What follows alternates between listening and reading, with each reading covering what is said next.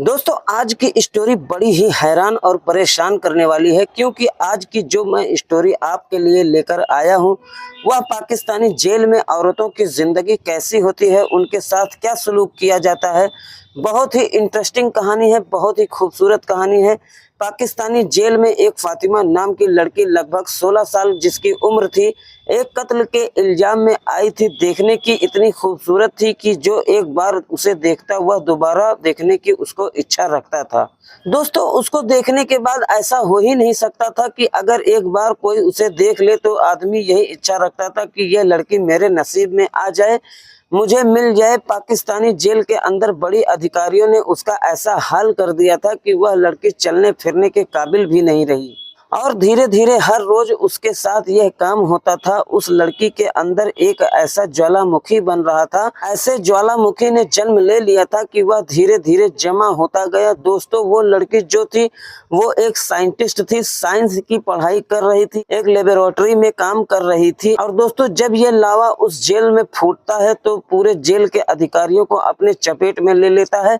पूरे पाकिस्तान में उसकी हाहाकार और उसकी गूंज सुनाई दी थी। तो बस बने रहिए मेरे साथ, मैं हूं आपका दोस्त इरफान और आप देख रहे हैं इंडियन फील्ड स्टोरी। तो आप लोगों से बस एक छोटी सी रिक्वेस्ट है कि वीडियो को लाइक कर दीजिए और चैनल को भी सब्सक्राइब कर लीजिए, ताकि हमारा हौसला बढ़ता रहे और मैं आप लोगों को अच्छे और नई नई कहानियों से रूबरू कराता रहूं। तो ज्यादा बात ना करते हुए कहानी को शुरू करते हैं। दोस्तों एक लड़का होता है जिसका नाम कामरान होता है। वह एक 26 साल का बेहतरीन खूबसूरत नौजवान था, जिसकी ड्यूटी थी कि वह पाकिस्तानी जेल में हफ्ते में एक बार जाता था और जो वहां पर कैदी औरतें होती थी उनकी ज़रूरत का सामान ला करके मार्केट से उनको दे दिया करता था। ज़रूरत का सामान बोले तो उनके पहनने के कपड़े से लेकर उनके छोटी मोटी चीज़ जो है वह ब्रश, कोलगेट और उनके अंदर यानी जो प्राइवेट सामान होते हैं औरतों के इस्तेमाल करने की हर चीज़ वह कामरान से कहती लिखवा दिया करती। वो लिस्ट बना लिया करता था और फिर जिस औरत को जिस चीज़ की ज़रूरत होती थी वो उसको लाकर पहुंचा दिया करता था। एक दिन कामरान सुबह सुबह जब घर से निकला जेल जाने के लिए और उन औरतों से पूछने के लिए कि किस औरत को किस सामान की जरूरत है, तो उसकी माँ ने कहा कि बेटा पहले नाश्ता करता जा, पूरे दिन तो कुछ खाने को मिले ना मिले, बहरहाल जल्दी कामरान नाश्ता करता है और वह वहां से चला जाता है। और वो सोच रहा था कि उसे ऑलरेडी पहले ही देर हो चुकी थी। जैसे ही कामरान ने मोटरसाइकिल को किक मारी थी, थोड़ी ही दूर चला था कि मोटरसाइकिल की ब्रेक टूट जाती है। बड़ा ही परेशान होता है, पैदल पैदल वह चलने लगता है और कोई मिस्त्री की दुकान उसको नजर नहीं आती है ताकि वह अपनी मोटरसाइकिल का ब्रेक ठीक करा ले। वह यही सोच रहा था कि सामने उसे पेट्रोल पंप दिख जाता है। पेट्रोल पंप पर जाता है, वहां से कुछ पेट्रोल लेता है, फिर उसी वर्कशॉप पर वहां पर वह अपनी बाइक को ठीक कराता है। जैसे तैसे करके उसकी बाइक ठीक हो गई थी। आज उसे जेल पहुंचने में थोड़ी देर हो गई थी और उसे पता था कि जेलर आज उसको डांट फटकार जरूर लगाएगा। बहरहाल उसने मार्केट से सारा सामान खरीदा और पहुंच जाता है जेल के अंदर। जेल के अंदर वह अपना कार्ड दिखाता है और दरवाजा खोल दिया जाता है। जेल के अंदर एंटर होने के बाद वहां से वह जहां पर बैरक में औरतें कैद थी वह उस बैरक में चला जाता है। सभी औरतें बाहर निकल आती हैं अपने अपने बैरकों से और लॉबी में लाइन लगाकर इकट्ठा खड़ी हो जाती हैं। कामरान अपने बैग से एक एक सामान नाम के हिसाब से जिसने जो लिखाया था वह उसको दे देता है। क्योंकि कामरान जो था जेल की औरतों से मिला हुआ था, घुला हुआ था, इसलिए वह काफी देर वहां पर औरतों की खैरियत खैर खबर पूछा करता था। सभी औरतों से वह पूछ लिया करता था कि वह किस जुर्म में इस जेल में आई हैं। जेल की औरतें जो थी वह कामरान को अपना हमदर्द समझती थी और कामरान भी उनका दर्द, उनका सुख दुख सुन करके बड़ा ही हैरान और परेशान हुआ करता था। वहां पर जो औरतें कैदी थी सभी पेशावर मुजरिम नहीं होती थी। कोई किसी जुर्म का शिकार होती थी, कोई सास ससुर का शिकार होती थी, कोई अपने पति अपने शौहर का शिकार होती थी, कोई झूठे इल्जाम में फंसाई हुई थी। वहां पर होती थी कुछ ही चुनिंदा ऐसी औरतें थी जो पेशेवर मुजरिम चोरी के इल्जाम में या किसी जेल के कत्ल के इल्जाम में आई हुई थी। वरना ज्यादातर औरतें जो थी वहां पर वह बेगुनाह की जिंदगी में अपनी वह सजा काट रही थी। लेकिन कामरान इन सब बातों को देख करके क्या कर सकता था। सिस्टम ऐसा था कि उनकी सुनवाई भी नहीं हो रही थी। और अक्सर आपको पता है कि जब औरत जेल चली जाती है तो फिर उसके मिलने जुलने वाले, उसके रिश्तेदार, उसके घर वाले भी उसकी तरफ ध्यान देना बंद कर देते हैं।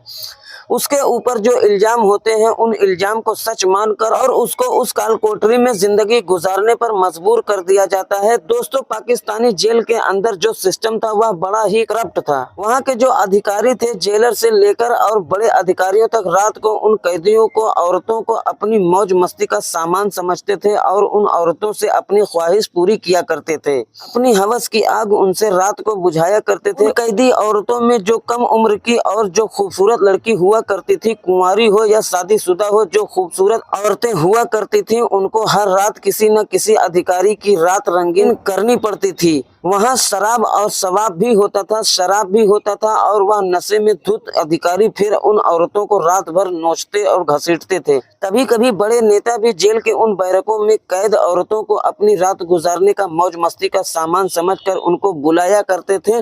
कामरान को यह सब कुछ पता था। वह औरत कामरान से बताती थी कि हमारे साथ इस जेल में इस तरह से होता है। कामरान उस जेलर को, जेलर का नाम था आसिफ। आसिफ जेलर जो था वह एक ईमानदार जेलर था और वह इस करप्शन को खत्म करना चाहता था। किसी हद तक यह क्राइम वहाँ जेल के अंदर कम हुआ था। जिस क्राइम से बचने के लिए, औरतों को सुधारने के लिए, यह काम को सुधारने के लिए जेल के अंदर लाया जाता था। एक आदमी बाहर किसी लड़की या किसी औरत का बलात्कार करता है, उस जुर्म में वह पकड़ा जाता है। अब उसको सुधारने के लिए उसको सजा होती है। 15 साल हो या 7 साल हो या उम्र कैद की सजा हो, मकसद होता है सिस्टम का कि इस आदमी ने गलत काम किया है तो इसको सुधारा जाए, इसलिए उसको 7 साल या 10 साल जेल में कड़ी से कड़ी सजा दी जाती है। लेकिन अगर वो लोगों को सजा देने वाला सिस्टम ही करप्ट हो, वही खराब हो, उसके अंदर जो काम कर रहे हो उस सिस्टम का हिस्सा वह लोग खुद ही बलात्कार कर रहे हो, तो उन औरतों का, जिन औरतों को सुधारने के लिए लाया गया है, तो अब किससे क्या किया जाए, कौन सुधारे इस सिस्टम को। और यह पाकिस्तान ही नहीं बल्कि बहुत से मुल्कों की यही हालत है। बहुत जेलों में इस तरह के हालात बने हुए हैं, जैसे कि हिंदुस्तान, श्रीलंका, बांग्लादेश, बहुत सारे मुल्कों में ऐसे किस्से बहुत सी फाइलों में दबे हुए, बंद पड़े हुए हैं। कैदी औरतों के साथ इस तरह की वारदातें हुआ करती है। लेकिन बहरहाल हमारा यह मैटर नहीं है, हमारा मैटर है आज पाकिस्तान की जेल के औरतों के साथ क्या सलूक होता है। तो दोस्तों, अभी भी जो आगे मैं आपको स्टोरी सुनाने जा रहा हूँ, सुनकर आपके रोंगटे खड़े हो जाएंगे। कामरान बड़ा ही दुखी होता है, वह कुछ कर नहीं सकता था, लेकिन जेलर भी कामरान से इन बातों को शेयर किया करता था और वह कामरान से पूछा करता था कि जो इन औरतों की राज की बात है वह इनसे सुन करके तुम्हें मुझे बतानी है। बहरहाल दोनों के बीच में बहुत अच्छी गुडविल थी, कामरान और उस जेलर के बीच में, लेकिन उस जेलर की ईमानदारी बड़े अधिकारियों को रास नहीं आ रही थी, क्योंकि उसके रहते हुए उनकी मौज मस्ती में खलल पैदा हुआ करती थी। इसलिए बहुत जल्द आसिफ जेलर का वहां से ट्रांसफर कर दिया जाता है और उसकी जगह एक मुश्ताक नाम का जेलर, बहुत ही करप्ट जेलर वहां पर आ जाता है। और वह जेलर बहुत ही लालची और बहुत ही अय्याश किस्म का था। अब वह भी, उसके और जो उच्च अधिकारी, बड़े अधिकारी थे, अब सब मिल करके उन औरतों के साथ खिलवाड़ करते, मौज मस्ती करते। एक दिन जब कामरान 1 हफ्ते के बाद जेल के अंदर गया तो उसने देखा कि एक बहुत ही कमसिन और मासूम लड़की, बहुत ही खूबसूरत, जिसको देख करके दिल मचल जाए, जिसको इंसान एक बार देख ले तो देखता ही रह जाए। देखने में इतनी खूबसूरत थी, शक्ल की मासूम थी, उसकी शक्ल में इतनी मासूमियत थी कि इतना भोलापन टपकता था कि कोई कह नहीं सकता था कि वह लड़की जो इस जेल के अंदर कैद में लाई गई है और उसने कोई गुनाह भी किया होगा, कोई कत्ल जैसा संगीन गुनाह कर सकती है, ऐसा कोई कह ही नहीं सकता। जब कामरान की उस लड़की पर नजर पड़ी तो देखता ही रह गया। बहरहाल उस दिन उसने सबसे पूछा, जिस औरत ने उसको सामान की लिस्ट बनवाई, अपने सामान के बारे में कहा, वह उसको ला करके दे देता है। अब उसने जेल से 1 हफ्ते की, यानी अगले हफ्ते न जाने की छुट्टी ले ली थी जेलर से, और उन औरतों से उसने कहा था कि जो तुम्हें मंगाना है वो आज ही मंगा लो, क्योंकि अगले हफ्ते मैं नहीं आ पाऊंगा और मेरी शादी है। उन सभी औरतों ने, क्योंकि कामरान से काफी घुली मिली थी और आज राज की बातें उससे शेयर करती थी, सभी ने दुआएं दी कि तुम्हें अच्छी दुल्हन मिले, अच्छी पत्नी मिले और तुम्हारी ठीक ठाक शादी हो। बहरहाल उस हफ्ते कामरान की शादी हुई और 1 हफ्ता वह जेल नहीं गया। दूसरे हफ्ते जब वह जेल जाता है तो सबसे पहले उसकी नजरों ने उसी 16 साल की कमसन लड़की को ढूंढना चाहा। सब औरतें उसको इधर उधर देखते हुए पूछ रही थी कि तुम किसे ढूंढ रहे हो, तुम्हारा ध्यान हमारी तरफ नहीं है, हमें ये सामान चाहिए, यह सामान चाहिए, हमारी लिस्ट बनाओ। लेकिन कामरान था कि उसे वही कमसन लड़की नजर नहीं आ रही थी जिसको वह ढूंढ रहा था, वही उसी बैरक में एक बुजुर्ग औरत थी, बिल्किस नाम की। बिल्किस को जब कामरान ने पूछा, अम्मा यह तो बताओ कि अभी 2 हफ्ते पहले एक लड़की को मैंने देखा था जो बहुत ही कमसन और बहुत ही खूबसूरत लड़की थी, पता नहीं किस जुर्म में यहाँ वह आई थी, वह कहाँ है, वह मुझे दिखाई नहीं दे रही है। इस बात को कामरान की सुनकर वह औरत, उसके चेहरे पर गुस्से के आसार और पसीना आने लगता है। वह कहती है कि कामरान, मैं तुम्हें क्या बताऊं कि वह बेचारी औरत यहाँ के जेलर के जुल्म का शिकार हो रही है। हर दूसरे दिन वो जेलर उसे ले जाता है। पहले तो जब वह आई थी तो 3-4 दिन के बाद उसे 3-4 दिन तक खूब अपनी रात और लड़की के साथ रंगीन की। अब बड़े अधिकारियों को भी उसको वह परोसने लगा है और बारी बारी कई दफा तो ऐसा होता है कि एक रात हमने तो यह देखा कि एक नेता के यहाँ उसको भेजा जाता है। वह लड़की है ही इतनी खूबसूरत कि कोई भी देखकर उसके साथ सोने की आदमी इच्छा जाहिर करता है, लेकिन वह लड़की है, वह औरत है, वह इंसान है, वह कोई जिनाकारी करने का, हरामखोरी करने का कोई मशीन नहीं है। उसको यह लोग मसलते हैं, लेकिन वह लड़की कब तक बर्दाश्त करती है। वह निढाल हुई है और इसी तरीके से वह अपने बैरक में पड़ी है। जब कामरान ने उसकी यह बात सुनी तो उसका कलेजा मुंह को आ गया और वह उससे मिलने की इच्छा जाहिर करने लगा। कहने लगा कि अम्मा, उस लड़की से मुझे मिलाओ। वह उसको उस बैरक में लेकर जाती है, क्योंकि कामरान को किसी भी बैरक में जाने से कोई रोक नहीं सकता। उसके पास बहाना था, उसके पास अथॉरिटी थी कि मैं किसी भी सामान को यह औरत को चाहिए होता है, मैं उनसे पूछने और लिस्ट बनाने जाता हूं। इसलिए उस बैरक में जब वह जाता है तो वह लड़की एक कोने से लगी हुई थी और अपने जख्मों के दर्द की वजह से कराह रही थी। उसके जिस्म पर, उसके नाजुक और गोरे जिस्म पर दूर से ही जख्म, मार पिटाई और जुल्म ज्यादती के जख्म दिखाई दे रहे थे। कामरान उसके पास जाता है और कहता है कि तुम्हें किसी सामान की बाहर से कोई ज़रूरत है कि नहीं है। वह लड़की कोई जवाब नहीं देती है, खामोश रहती है। 2-3 बार कामरान उससे पूछता है, लेकिन वह कुछ जवाब नहीं देती है। बहरहाल कामरान वापस लौट आता है और घर आकर उसके दिमाग में और उसकी आंखों में अब वही लड़की समाई हुई थी। बार बार वह उसके ख्याल को झटकने की कोशिश करता, लेकिन वह मासूम सा चेहरा हर बार उसकी आंखों के सामने आ जाता। रात को जब वह खाना खाकर अपनी बीवी के पास लेटता है, उसकी बीवी उससे प्यार करना चाहती है तो वह अपनी बीवी को रोक देता है, मना कर देता है कि आज मेरा मूड नहीं है, मेरा मूड खराब है। उसकी बीवी उसके मुंह को अपनी तरफ करते हुए अपने हाथ से कहती है कि आज से पहले जब से मेरी शादी तुम्हारे साथ हुई है, लगभग 2 हफ्ते से ज्यादा का समय गुजर चुका है, कभी इतना परेशान मैंने आपको नहीं देखा। इन 51 दिनों में कभी नहीं देखा। आज तुम इतने परेशान क्यों हो? क्या वजह हो सकती है? मैं तुम्हारी शरीके हयात हूँ, मैं तुम्हारी बीवी हूँ। मुझसे अगर तुम शेयर नहीं करोगे तो फिर किससे बताओगे अपने दिल का हाल? हल्का कर लो। अगर तुम्हारे दिल में कोई ऐसी बात है जो बोझ बनी हुई है, तुम्हें उस बात का वजन महसूस हो रहा है, तो मुझसे शेयर करके तुम उस बोझ को हल्का कर सकते हो। कामरान अपनी बीवी की तरफ पलट जाता है, उसका चेहरा अपने हाथों में ले लेता है और कहता है कि मैं तुमसे या किसी से भी इस बात को शेयर नहीं करना चाहता, क्योंकि आज जो मैंने जेल के अंदर देखा है इतना भयानक और इतना भयावह है कि मैं कुछ कह नहीं सकता, कुछ कर नहीं सकता। और मुझे गुस्सा इतना है कि अगर यह सिस्टम मेरे हाथ में होता तो मैं ऐसे लोगों को फांसी पर चढ़ा देता, उनको सजाए मौत दे देता। अब उसकी पत्नी कहती है कि आखिर ये पहेलियां बुझाने की जरूरत क्या है? मुझसे सीधे सीधे और साफ साफ बताओ कि बात क्या है। कामरान फिर अपनी पत्नी से बताता है कि बीवी, मैंने आज जो जेल में देखा कि अभी मेरी शादी से पहले लगभग 3-4 दिन पहले एक मासूम सी कमसिन 16 साल की लड़की उस जेल में आई थी। पता नहीं उसने क्या जुर्म किया, लेकिन आज जब 15 दिन के बाद मैं जेल में गया और उसकी हालत देखी तो मुझसे रहा नहीं गया, मेरा कलेजा मुंह को आ गया। वहाँ की बूढ़ी औरत ने मुझसे बताया कि उस लड़की को हर रात ही टॉर्चर किया जाता है, उसके साथ जबरदस्ती संबंध बनाए जाते हैं। अभी वो लड़की की इतनी उम्र नहीं है कि हर रात वह शराबी अधिकारियों की हवस का शिकार बने। वह अधिकारी शराब के नशे में रात भर 2-2, 3-3 एक साथ इकट्ठा हो करके उसको रौंदते हैं और उसको एक मशीन की तरह इस्तेमाल करते हैं। वह लड़की बर्दाश्त नहीं कर पाई और आज जब मैंने उसकी हालत देखी तो वह बेचारी दर्द से तड़प रही थी। मेरे जी में आया कि मैं उससे पूछकर उसके लिए कुछ दवाई वगैरह ला दूं, लेकिन उसने मुझसे कुछ नहीं कहा। कोई बात नहीं, और मैं वापस चला आया। बस यही सोच रहा हूँ कि यह सिस्टम हमारा कितना करप्ट है। जहाँ पर लोगों को सुधारने के लिए लाया जाता है, वहीं पर उन लोगों को बिगाड़ा जाता है, उनके साथ यह जुल्म सितम किए जाते हैं। हमारे पाकिस्तान में कोई भी ऐसा ईमानदार अधिकारी अगर होता है तो उसका फिर तबादला करा दिया जाता है, क्योंकि ताकत जिन लोगों के हाथ में है वह करप्ट है। वह बिल्कुल ही ऐसे वैसे दरिंदे हो चुके हैं कि जिनको कुछ दिखाई नहीं दे रहा है।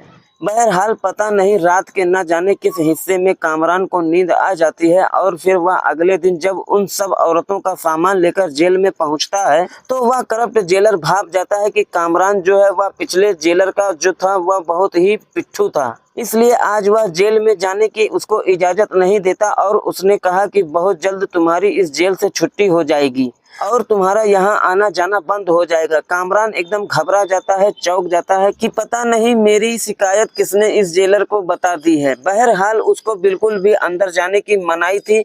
वह सामान वापस लेकर जेल के बाहर आ गया था, लेकिन फिर उसने अपना दिमाग लड़ाया क्योंकि उसने देखा कि यह जेलर जो है वह करप्ट है और लालची किस्म का है। उसने जेलर के टेबल पर कुछ पैसे रखे और कहा कि जेलर साहब मेरे पेट पर लात मत मारो, मेरी यही रोजी रोटी है मैं बहुत पुराना एक वफादार आदमी हूँ, किसी तरह की कोई बात नहीं है, मैं आपके साथ मिलजुल कर और किसी तरह की मुझसे आपको कोई परेशानी नहीं होगी। बहरहाल जब वो पैसे देखता है कामरान के हाथ में तो वह उसको अंदर जाने की इजाजत दे देता है।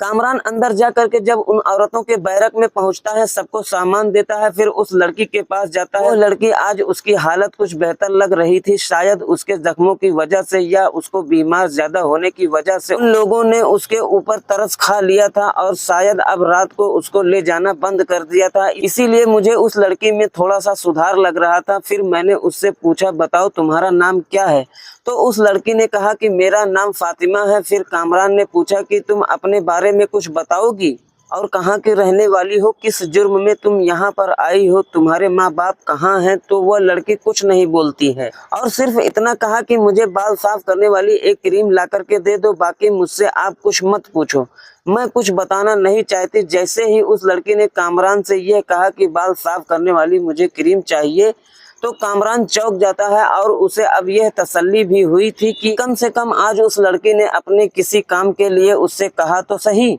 अब धीरे धीरे आज उसने भले ही उसने अपने पर्सनल काम के लिए कहा तो धीरे धीरे अब वो उससे बात करने लगेगी और वो उसकी जिंदगी में झांकने की और जानने की कोशिश भी करेगा कि आखिर उसके साथ क्या हादसा हुआ और वह यहाँ पर कैसे आ गई।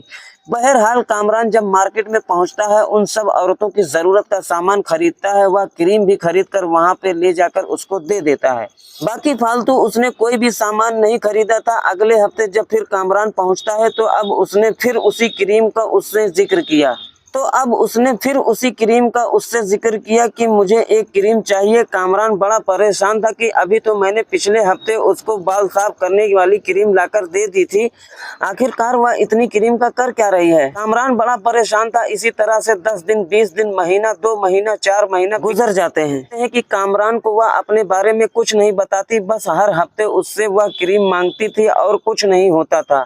4 महीने के बाद एक दिन की बात कि कामरान उन औरतों के साथ हंसी मजाक यानी गप्पे शप्पे उनकी सुन रहा था, क्योंकि इतने दिनों से वह वहां उन औरतों का सामान ला करके देता था। कुछ औरतों से वह हंस बोल भी लिया करता था।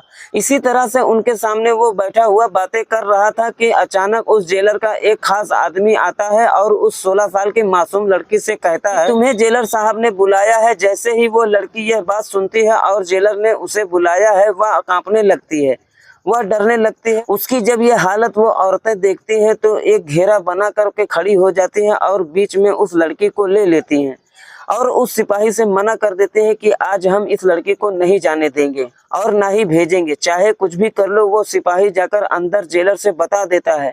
कामरान यह सारा मामला अपनी आंखों से देख रहा था कि आज यह जेल में क्या हो रहा है। कुछ ही देर बाद वह जेलर अपने हाथों में रिवॉल्वर लेकर वहां पहुंचता है और उन औरतों के सामने तान देता है और कहता है कि अगर तुमने बीच में रोड़ा बनने की कोशिश की तो मैं तुम्हें गोलियों से भून दूंगा, एक एक को जान से खत्म कर दूंगा, यानी उनको धमकी देता है और फिर उस लड़की के बाल को पकड़कर वहां से सर को घसीटता हुआ ले जाता है। यह सारी बात कामरान आंखों से देखकर उसको बड़ा गुस्सा आ जाता था, लेकिन एक मामूली आदमी कुछ नहीं कर सकता था। उसके बाद फिर एक सिपाही आता है और कामरान को पीछे से एक लात मारता है और बाहर धक्के देकर निकाल देता है और कहता है कि तू जेल की जासूसी करता है, तुझे आज के बाद यहाँ पर एंट्री नहीं मिलेगी। कामरान बड़ा परेशान होता है। जेल के हालात वो अपने एक दोस्त से बताता है, क्योंकि उसके दोस्त के अब्बा जो थे यानी उसके पिता जो थे वो हाई कोर्ट के जज थे, और वह कहता है कि यार कोई ऐसा चक्कर चला दो कि वहां से जो है वह नया जेलर करप्ट जो है मुझे वहां से हटाना चाहता है, लेकिन मैं वहां परमानेंट हो जाऊं और हर रोज मुझे वहां जेल में आने जाने के लिए कोई रोके टोके ना। जब वह लड़का उसका दोस्त अपने बाप से जिक्र करता है तो वह कोई चक्कर चलाते हैं और फिर कामरान को वहां पर जो है परमानेंट कर दिया जाता है। अब दोस्तों वह हफ्ते में नहीं बल्कि हर रोज जेल के पूरी जेल में कहीं भी घूम सकता था, कहीं भी आ जा सकता था। कामरान बड़ा ही खुश होता है। उसके बाद एक दिन जब वह जेल में गया तो वह क्या देखता है कि बैरक के अंदर वह 16 साल की लड़की कुछ ऐसा कर रही है जैसे कि कोई रिसर्च कर रही हो, जैसे कि कोई चीज बनाने की कोशिश करती है, और उसके आसपास काफी औरतें बैठी हुई हैं। जब मैं उस बैरक में पहुंचता हूं तो कामरान कहता है कि वह सारी औरतें डर गई थी, जैसे कि उनकी चोरी पकड़ी गई हो, किसी ने उनको कुछ ऐसी खुफिया तकनीक करते हुए देख लिया हो। वह औरत सभी अपने अपने पीछे कुछ छिपाने की कोशिश करती हैं। कामरान जब वहां पर पहुंचता है तो उनसे कहता है कि छुपाने की कोई जरूरत नहीं है, मैंने तुम्हें यह सब करते हुए देख लिया है। अब सिर्फ मुझे इतना बता दो कि तुम ये लोग क्या कर रही हो, ये क्या बना रही हो। वह लड़की खामोश हो जाती है, कुछ बोलने के लिए तैयार नहीं होती है। कामरान उस लड़की से कहता है कि जब तक अगर तुम यह सब नहीं बता दोगी तब तक मैं यहाँ से नहीं जाऊंगा, और नहीं तो मैं जाकर जेलर को बता दूंगा और तुम्हारा भांडा फोड़ दूंगा। और उस औरत ने नजर उठाई पहली बार और फिर बताना शुरू किया कि मैं एक बहुत ही गरीब परिवार से ताल्लुक रखती हूँ। मेरे बाप फ्रूट की रेहड़ी लगाया करते थे, क्योंकि मैंने पढ़ाई लिखाई बहुत ही की थी, क्योंकि मैं पढ़ने लिखने में बहुत ही होशियार और बहुत ही अच्छी थी। मुझे साइंस में जो था बहुत ही महारत हासिल थी, साइंस पढ़ने में मैं बहुत अच्छी थी और मेरी पढ़ाई साइंस के द्वारा ही चल रही थी। और मेरा सपना भी यही था कि मैं आगे चलकर एक साइंटिस्ट बनूं।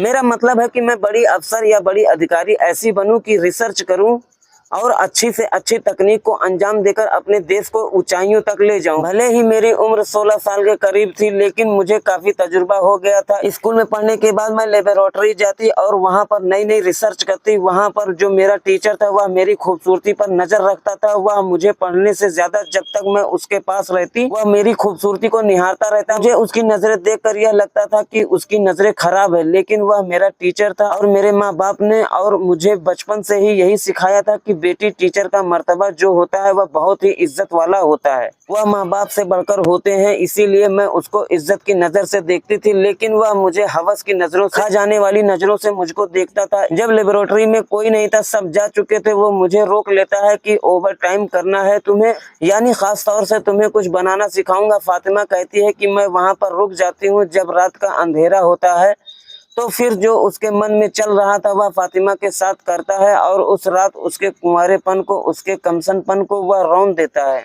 और फिर अपनी मनमानी करता है। फातिमा को बड़ा धक्का लगता है, बहुत दुख होता है, लेकिन वह क्या कर सकती थी, कुछ नहीं कर सकती थी। अब तो वह हर रोज का मामला ही हो गया था। वह मौका देख करके उसका टीचर कुछ न कुछ हरकत ऐसी उसके साथ करने लगा था जिससे उसके जिस्म को बहुत दुख होता था। उस कमसिन कली यानी वह कमसिन कली फातिमा 16 साल की सिर्फ महज लड़की थी। उसके जिस्म में वो टीचर, उसका उस्ताद ऐसा जहर घोल रहा था कि जहर को वह बर्दाश्त नहीं कर पाई और फिर फातिमा जो है वह प्रेग्नेंट हो जाती है। जब फातिमा प्रेग्नेंट हुई, उसके बाप को, उसकी माँ को पता चलता है तो उसका बाप इस सदमे को बर्दाश्त नहीं कर पाता है। उसकी बेटी जो है बहुत ही कमसिन उम्र में, 16 साल की उम्र में प्रेग्नेंट हो गई थी और इसी सदमे को फातिमा का बाप नहीं झेल पाता है और इस दुनिया से चल बसता है।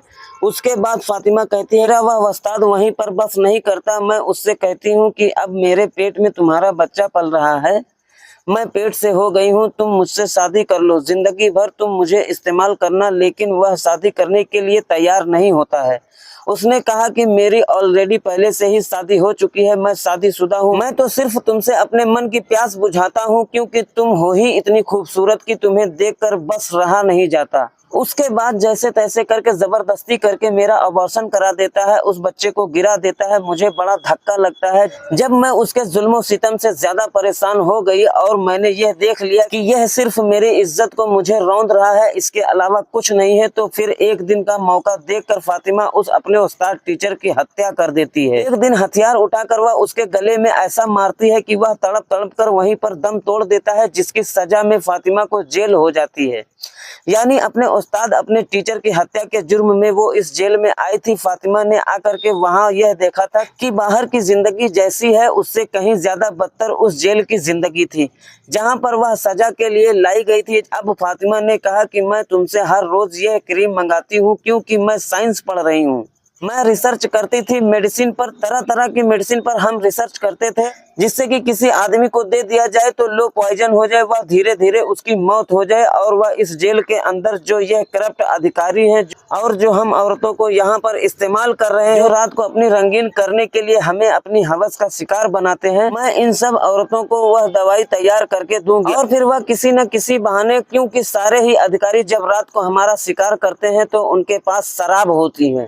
पहले वह शराब पीकर खूब नशे में हो जाते हैं, फिर हमें वह नशे में रौंदते हैं। तो बड़ा आसान है कि नशे में उनको शराब में उस दवाई को मिलाकर पिला देना। अब वह कहता है कि मैं तुम्हें ऐसा नहीं करने दूंगा। कामरान ने कहा कि अगर तुम ऐसा करोगी कितने ही अधिकारियों की जान चली जाएगी, एक भूकंप आ जाएगा, तहलका आ जाएगा। उस लड़की ने कहा कि अगर तुम्हें वाकई गलत लगता है कि मैं गलत कर रही हूँ या मुझे तुम नहीं करने दोगे तो तुम जाकर इस बात को लीक कर सकते हो। और अगर तुम्हें लगता है कि यह सिस्टम गलत है, इस सिस्टम का एक भी आदमी करप्ट नहीं है बल्कि पूरी जड़ खराब है और इसको सुधारने के लिए ऐसा ही कुछ करना पड़ेगा। बहरहाल कामरान खामोश हो जाता है और इस बात को वह अपने अंदर ही दफन कर लेता है। जब वह दवा तैयार हो जाती है तो अब वह सब औरतों को दे देती है, उन खूबसूरत औरतों को जो अक्सर अधिकारियों की हवस का शिकार बनती थी और जो रात को जाया करती थी। और सबसे पहले उस लड़की यानी फातिमा ने उस जेलर के ऊपर उस दवाई को आजमाया। जब वह जेलर उस कमसिन लड़की फातिमा को रात को लेकर गया तो उसने बड़ी आसानी के साथ शराब के गिलास में उस दवाई को मिला दिया।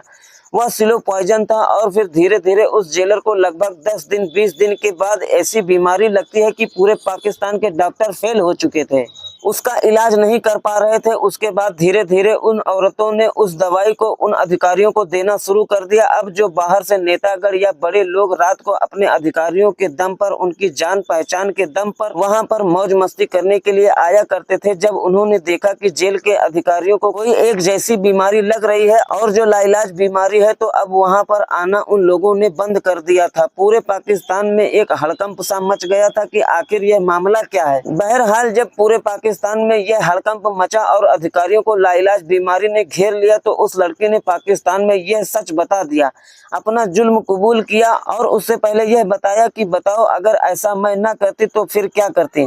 इस सिस्टम को सुधारने वाला कोई नहीं था। अगर कोई ईमानदार अफसर यहाँ पर आता तो उसका तबादला कर दिया जाता, जो करप्ट होता वही यहाँ पर रहता। जो नेताओं के लिए, बड़े अधिकारियों के लिए, हम जैसी अबला औरतों को रात को उनके सामने परोसने के लिए हम रात भर उनकी हवस का शिकार बने रहते थे। हम कहाँ जाते तो सुधार के लिए यहाँ आती हैं। जेल में लोगों को सुधारने के लिए लाया जाता है और फिर बाहर से ज्यादा बदतर जिंदगी अगर हमें जेल में जीनी पड़े तो हम क्या करेंगे। क्योंकि मैं एक साइंटिस्ट थी और फिर मेरे दिमाग ने काम किया कि सिस्टम को सुधारने का यही तरीका है, इसलिए मैंने लगभग 10 से 15 अधिकारियों को वो स्लो पॉइजन खिलवा दिया है जिनकी जिंदगी अब बचनी बिल्कुल भी मुश्किल है। बहरहाल लगभग 10 से 11 मौतें उन अधिकारियों में से हुई थी। 4 को डॉक्टरों ने बचा लिया था। जिनको डॉक्टरों ने बचाया था उनको रिसर्च करने के लिए अमेरिका शिफ्ट कर दिया जाता है, जिससे कि वहाँ के साइंटिस्ट लोग पता कर सके कि जो बाल वाली क्रीम लड़की मंगवाती थी उससे वह कैसे उस स्लो पॉइजन को तैयार किया था जिससे उन अधिकारियों की मौत हुई थी। और पूरे पाकिस्तान के साइंटिस्ट जितने भी अधिकारी थे उसका पता भी नहीं कर पाए इसमें कौन सी चीज, कौन सी केमिकल को मिलाकर इस लड़की ने तैयार किया है, जिससे कि पूरे पाकिस्तान में एक लाइलाज बीमारी के रूप में ये फैल रही है। और लड़की का बहुत से मुआशरों में, जैसे औरतों का जो ग्रुप होता है, बहुत सी जो नई उम्र की लड़कियां होती हैं, उन लोगों के ग्रुप में इस लड़की का काफी नाम चर्चित में हो जाता है। क्योंकि यह जो लड़की थी 16 साल की ही उम्र में उसने एक साइंटिस्ट के रूप में आपको एक चर्चित साइंटिस्ट फातिमा नाम दिया, जिससे कि पूरे पाकिस्तान में इसका नाम होता है और काफी गर्व से इसके नाम को बुलाया जाता है, जो कि इसका नाम साइंटिस्ट फातिमा होता है। इसके साथ जिंदगी में काफी दुराचार हुआ था, इसके साथ काफी अन्याय हुआ था, जिससे कि काफी लोग इसके साथ में रहते हैं। पूरे पाकिस्तान में इसका सपोर्ट होता है, जिससे कि इस लड़की के सपोर्ट में काफी पाकिस्तान के जो लोग होते हैं इसको पसंद करने लगते हैं और इसको अपना आइडियल मानने लगते हैं कि एक लड़की अपने बचने के लिए और पाकिस्तान में एक एक तहलका मचा दिया था। आवाम को, लगभग पब्लिक को सब पता चला कि वो पब्लिक सड़कों पर आ जाती है और लड़की की बात को सही ठहराया था। तो दोस्तों आज की ये कहानी बस यहीं तक। आप लोगों को कैसी लगी? अगर अच्छी लगी हो तो वीडियो को लाइक करें, चैनल को सब्सक्राइब कर बेल आइकन को जरूर प्रेस करें। मिलते हैं किसी और नई कहानी के साथ। जब तक के लिए आप अपने और अपने परिवार का ख्याल रखिए। जय हिंद।